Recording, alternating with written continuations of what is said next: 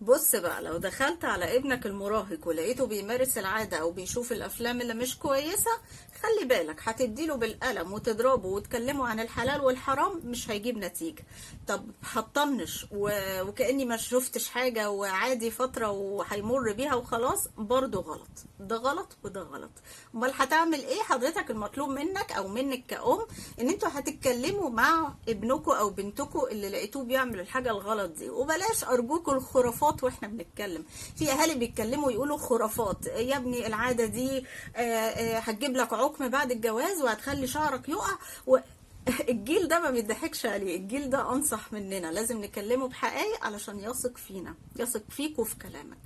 طيب انت هتتكلم مع ابنك في وقت انت هادي كده ورايق فيه، هتقعده قدامك وتديله مثال عن نفسك. تعرف يا حبيبي ان انا في شغلي اقدر اعمل حاجات حرام كتير، ممكن ازوغ من الشركة محدش هيكلمني واخرج بدري، ممكن العب في الحسابات المالية واخد فلوس وممكن محدش ياخد باله، بس انا ما بعملش كده. عارف ليه؟ عشان ربنا شايفني، عشان ربنا موجود. اساس التربية اللي هتحمي ابنك من اي حاجة غلط، مش بس العادة والافلام، انه يعرف ان ربنا شايفنا. طب ما هو عارف، بس لازم تاكد له ده كل شويه. يا حبيبي في حاجه اسمها مراقبه الله، في حاجه اسمها نظره ربنا لينا، في حاجه اسمها ذنوب الخلوات. هتقول لي طب انا ما اقول له ايه عن ذنوب الخلوات؟ كتير بيبقوا مش فاهمين يكلموا اولادهم عن ايه. هقول لك قبل ما اتكلم ابنك ذاكر فيديوهات دينيه، انت ذاكر واعرف يعني ايه ذنوب الخلوات. واكلم ابني ازاي، لانك لو دخلت قلت له اي كلمتين وخاف ربنا وربنا شايفك مش هيتاثر. لازم اكلمه كلام ديني. طب انا مش عارفه، ذاكره حضرتك. امال هي التربيه الصعبه ليه؟ تاني حاجة، خلاص نخش بقى في الجد، نخش بقى نتكلم بجد بقى. بص يا حبيبي، بحب يعني، من غير قسوة ولا حاجة. انا لاحظت ان انت في الفترة الاخيرة بتعمل حاجة غلط وحاجة حرام. هتلاقي ابنك بينكر وبيخاف، لا يا بابا انت فاهم غلط، لا ده انا كنت في الحمام والله ما كنتش بعمل. قول له بص بهدوء، انا كنت شاب زيك ومريت بسن المراهقة ومريت باللي انت بتعمله وعملت اللي انت عملته، بس يا حبيبي كبرنا وفهمنا ان اولا ده حرام، ثانيا اللي انت بتتفرج عليه ده زنا. يعني انت الزنا اللي هو بيغضب ربنا وبيهتز له عرش الرحمن. يعني انت بتشوف ناس وبتدعم ناس وبتشوف فيديوهات بيهتز ليها عرش الرحمن، بيعملوا حاجة بتغضب ربنا.